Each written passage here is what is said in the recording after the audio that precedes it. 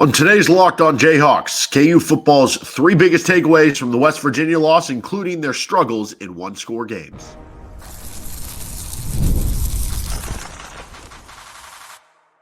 You are Locked On Jayhawks, your daily podcast on the Kansas Jayhawks. Part of the Locked On Podcast Network, your team every day.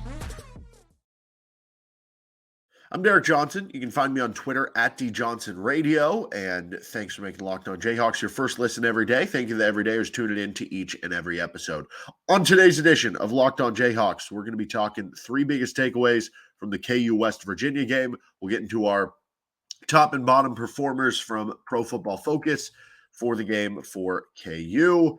And today's episode of the show is brought to you by Game Time. You might be looking for tickets for the KU-TCU game, or you might just be curious, after the West Virginia game, I don't know if I'm going to go or not. But check out Game Time because you can find some great deals. Download the Game Time app, create an account, and use code LOCKEDONCollege for $20 off your first purchase. And maybe you can go to that KU-TCU game coming up on Saturday, which Kansas actually opens as an early favorite in the game. How about that? Very interesting there. So let's get to our three biggest takeaways of this game for KU. My number one takeaway involves the inability, I guess, to close out these one-score games or inability to win all these one-score games, whatever it is. The staff has to figure out how to win close games more often. That is my number one takeaway from this. So let's go back during the Lance Leipold era and take a look at things. 2021, they beat South Dakota close in a one-score game and found a way to win that one. Now, should we fully count that as a good example because it was an FCS opponent? I don't know. South Dakota was at least a decent FCS team. It was your first game as a program. We'll count it. The Texas game that year in overtime, you found a way to win that one close. Now, albeit, I do think there are some games here that we're going to go over that were actually wins for KU. This is one of them that you look back on now and go, they almost blew that game. Remember, Kansas was up big in that game against Texas, and you gave up a couple late scores to even allow it to go to overtime. But you did win the game. You found a way to win a close-scoring game, even though, again, things could have not quite gotten there. That also year, they had the Oklahoma game. I'm going to count as a close game. It ended up as a 12-point game, so technically not a one-score game, but that was a 28-23 game that they had that fourth down that they ended up converting. It was a close game late.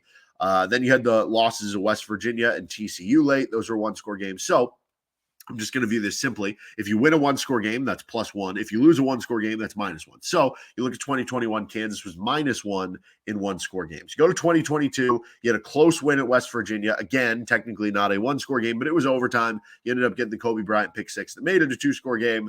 So really a close game there. But also that was similar one. This is interesting. Last time you were in Morgantown too, you kind of did what you did this time in Morgantown, except you lost the game this time.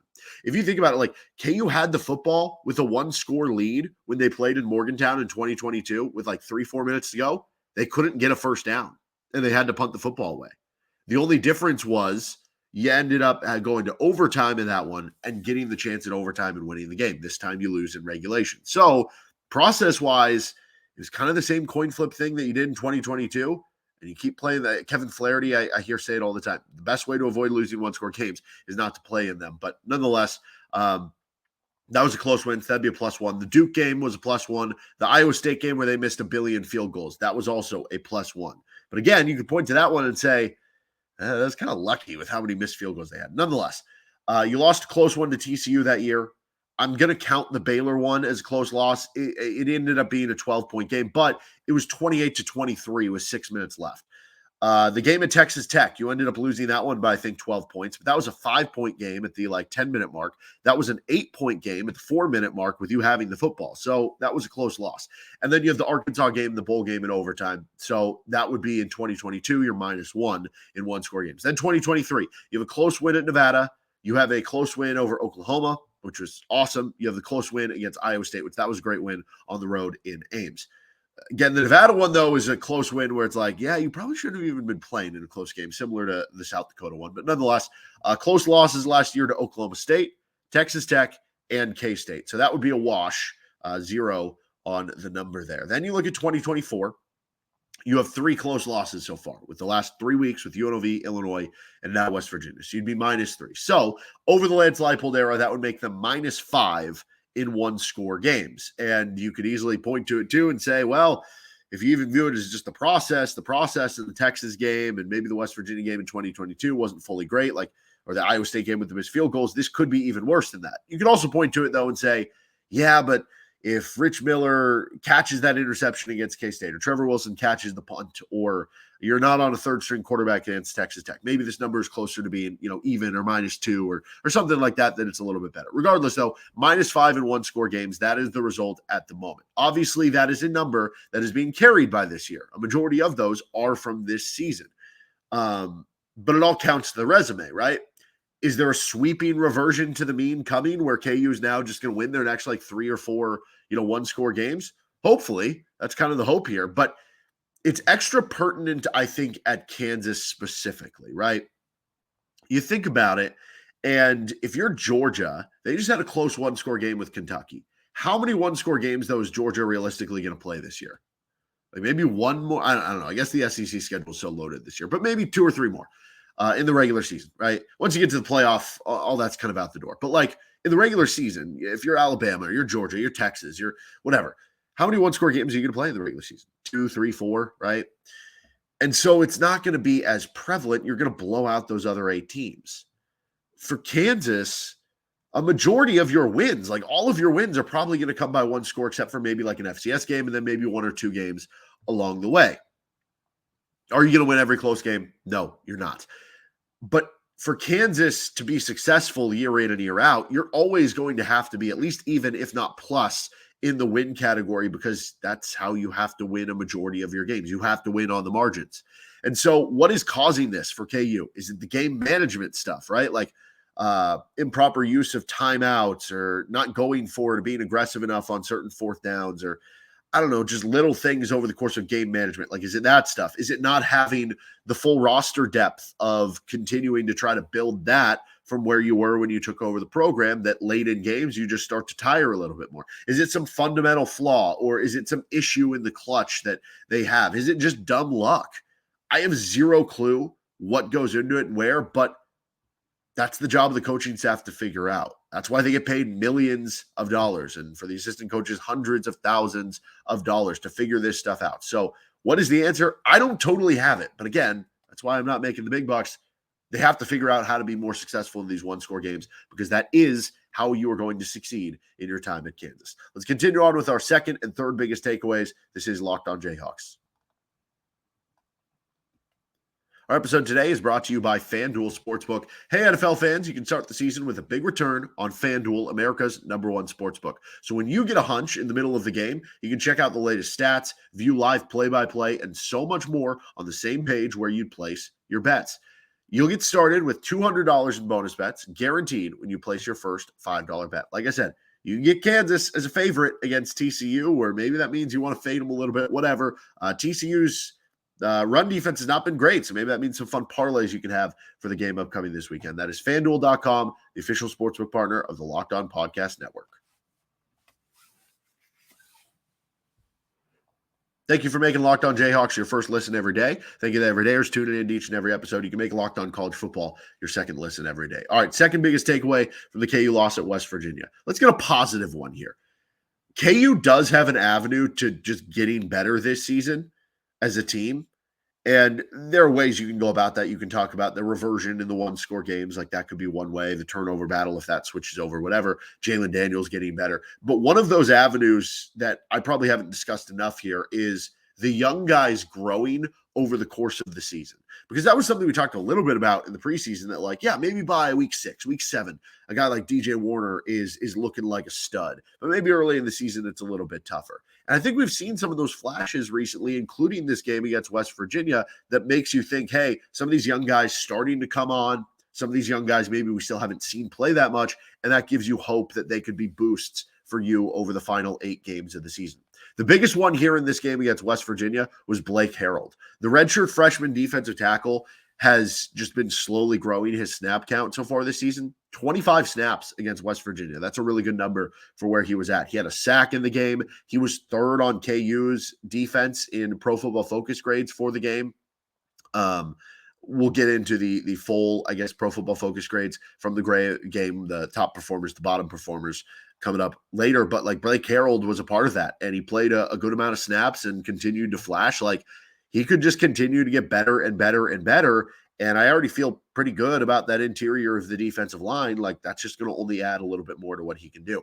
Jobe played a little bit in this game, 6 snaps for Jobe, and that's a very small sample size, but he was actually second on KU's defense in Pro Football Focus grade if you view that. So like what if Jobe starts to take off and gives you a little bit more pass rush from what you have on the outside?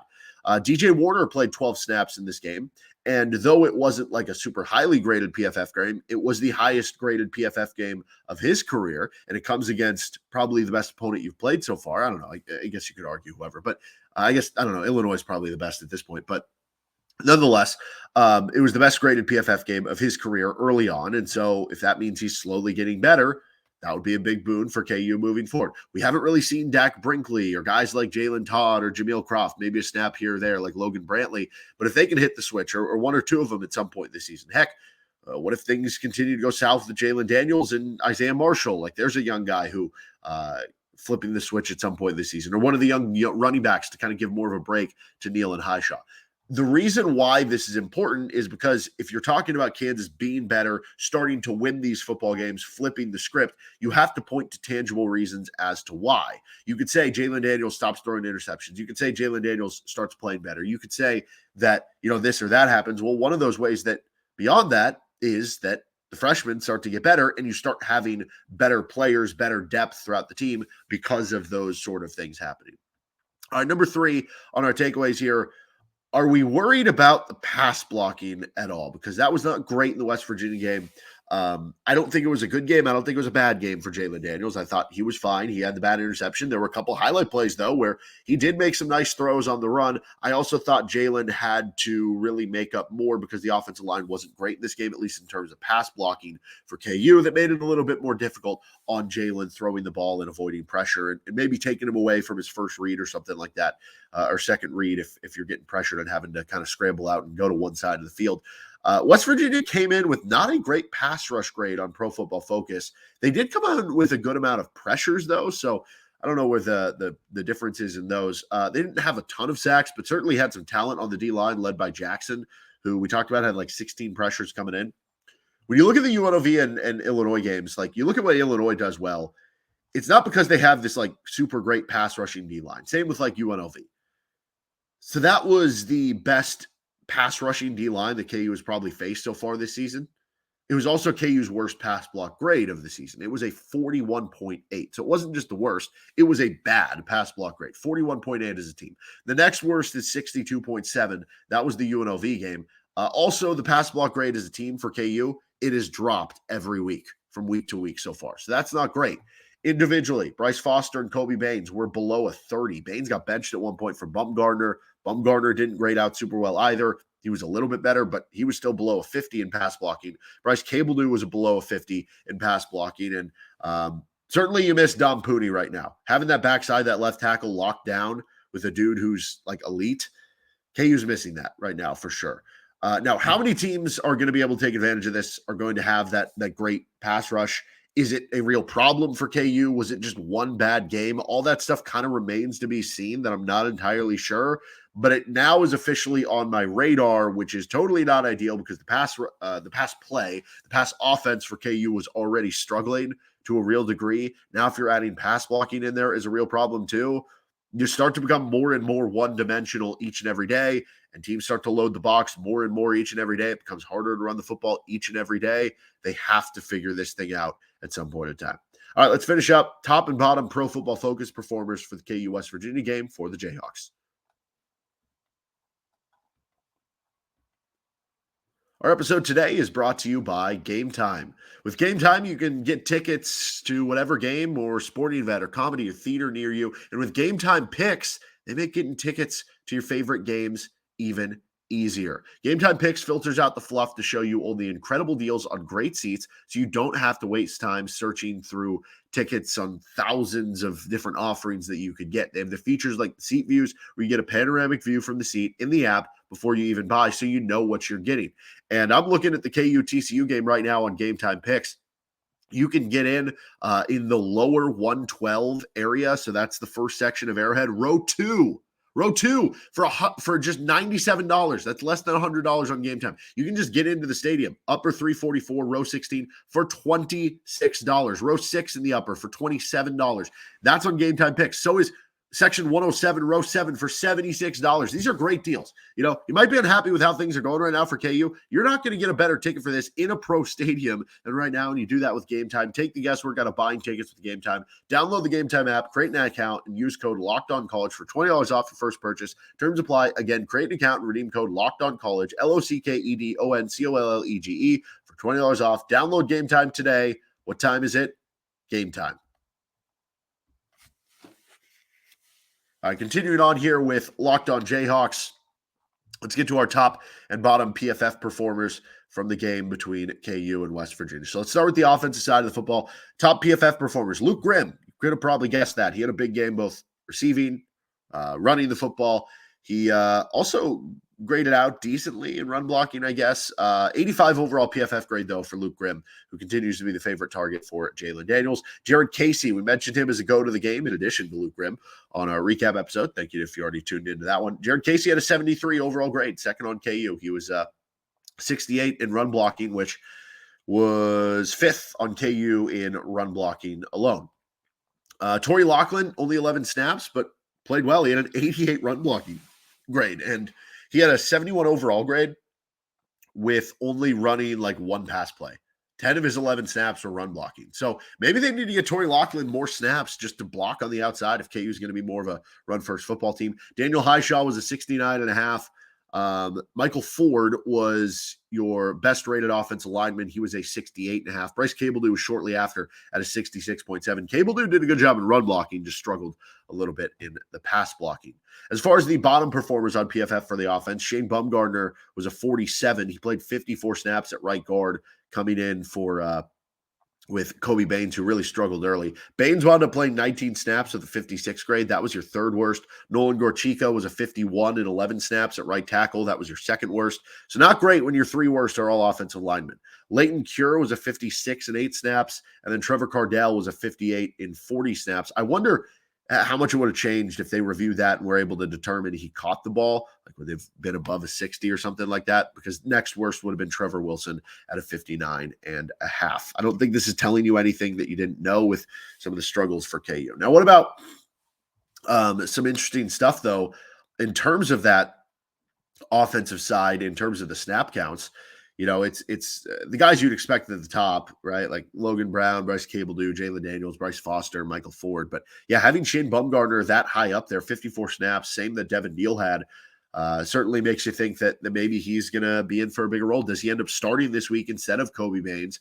That'll certainly be interesting for KU. It also feels like they're still trying to figure out their snap counts for some of the tight end stuff. You had Jared Casey play 52 snaps. He had Trevor Cardell played 40. That's a lot of snaps going to the tight ends. They were trying to do more heavy personnel in this game. He even had the 8 for Cure, the 5 for Tavita Noah. I think that's going to continue to be a big thing for KU, trying to steer more into these big tight end sets, because you're going to have to run the ball. If you're struggling throwing the ball, even if you have 3 good receivers, you don't need them all on the field because you're not going to use them all. As far as the defensive side of the ball, top 5, Cobee Bryant was number 1. He had an 82 PFF grade. Did give up the 1 long ball. KU gave up 2 or 3 as a team. He gave up 1, but, everybody's allowed to have 1 mess up, right? And because overall, besides that, he was really good. He was targeted 6 times, only gave up 2 catches.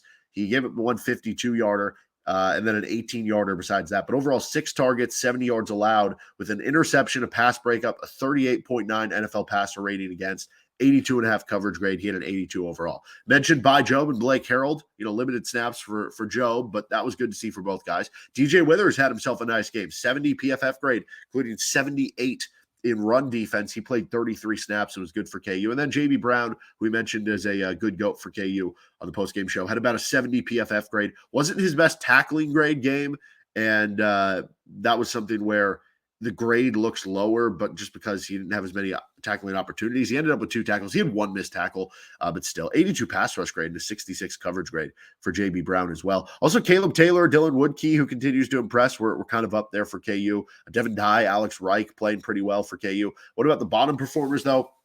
Only 8 snaps, but Jalen Dye certainly struggled. He had just a 38 PFF grade for KU. And when you look at some of the coverage stuff for Dye, he was targeted one time, didn't give up a catch. The struggle for him was he missed 2 tackles, and those were both of his tackle opportunities in just 8 snaps. O.J. Burroughs had just a 40 PFF grade, and this was one where Burroughs really struggled. He had 5 missed tackles in this game. He was targeted once, gave up a 39-yard pass. I expect him to turn it around because I like O.J. Burroughs, but this was not a great game to send the film out. Mello Dotson only had a 51. I thought you could argue he's been KU's best defender coming into this game, but this certainly was a struggle. He was targeted 9 times, gave up 6 catches for 88 yards, gave up a touchdown. Did have an interception, though, so kept fighting through it. He also missed a tackle for KU. And then Mason Ellis was a 51. That's just 6 snaps. Jeremy Robinson, I thought he actually had a decent game, but this was only given a 53 PFF grade. He didn't miss any tackles in the game, though. As far as the pass rush, he did have the 1 sack. I don't know why he was graded so low, but that's certainly of interest there. When you look at some of the snap counts of note, again, guys at the top, Burroughs, Bryant, Dotson, Devin Dye, Cornell Wheeler. If Cornell Wheeler's injured, by the way, that could be a big loss, although Taiwan Berryhill's actually played decent the last couple of weeks, though Berryhill in this game, even with 59 PFF grade, did only have a 26 tackle grade. But certainly when you look at the bottom end of the snap counts, like Demarius McGee only having 4 snaps at the corner position as being kind of your third corner, tells you that KU is maybe not playing. I don't know, maybe it was just because West Virginia is more of a run-first team and you had the quarterback running around, but you see some of the deep balls that are going against you, you can't help but think, would it be helpful to have an extra corner or DB in there as opposed to having another linebacker? I don't know. All right, that'll do it for this episode of Locked On Jayhawks. You can find our show anywhere you get your podcast, including on our YouTube page where you can like and subscribe. We'll see you later this week. Some KU basketball on tomorrow's show, more KU football throughout the week as we get ready for KU TCU on LOJ.